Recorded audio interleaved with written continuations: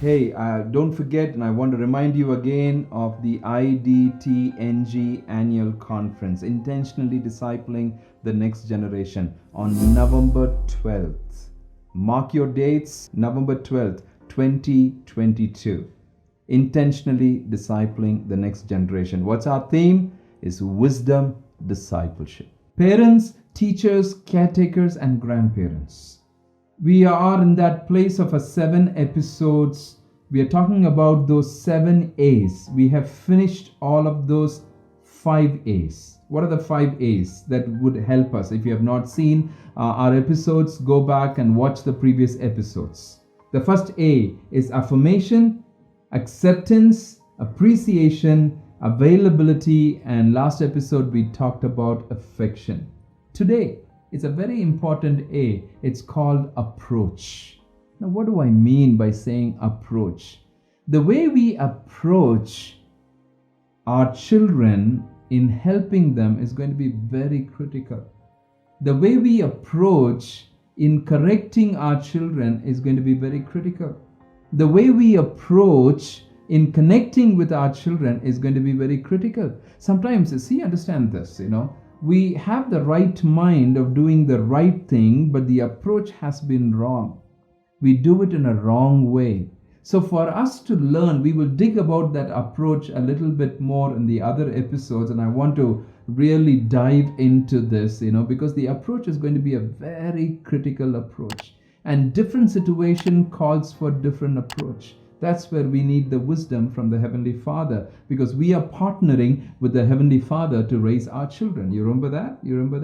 We are partnering. The children don't belong to us. They are not ours. We are partnering with the Heavenly Father to raise these children. So the way we approach, we need wisdom. The way you have an approach to help one of your child, and will the same approach work for the other child? No, the other guy is a different guy.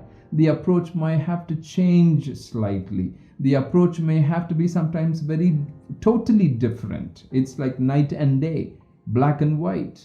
So our approach is going to be very critical. Now, this is a beautiful principle that will help you.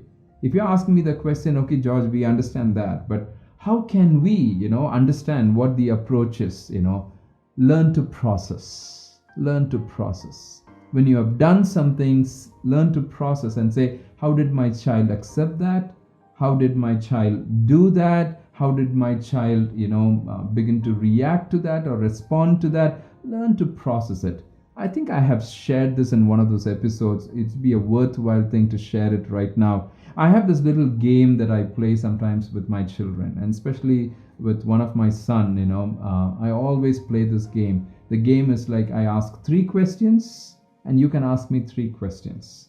So we might be going out for lunch or going out for dinner or in a different place, and even with some of my other children, I would just say, hey, I'm going to play this question and answer game. I can ask 3 questions, you can ask me 3 questions. So I will ask 3 pertinent questions about life, or it's my responses. Like recently I asked one of my son this question, hey, during that particular situation that happened, I approached this way and I dealt with it this way. How did you feel?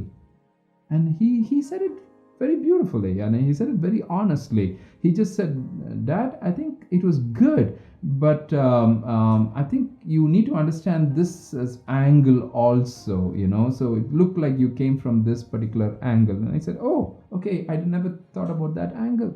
Learn to process. If you want to use one of these methodologies, use it.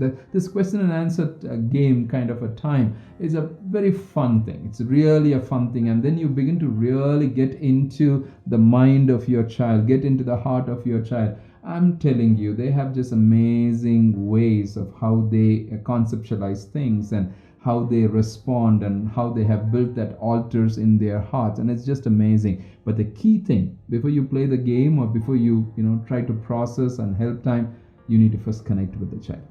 Connection comes before everything else. You need to first connect, and only when you connect, the child would honestly respond. Otherwise, he's going to pretend. He's going to give you all the right answers of what you want to hear, because they know what we want to hear. They exactly know about it. So let's work in that place of it. What are those 6 A's: the affirmation, acceptance, appreciation, availability, affection, and today we talked about approach.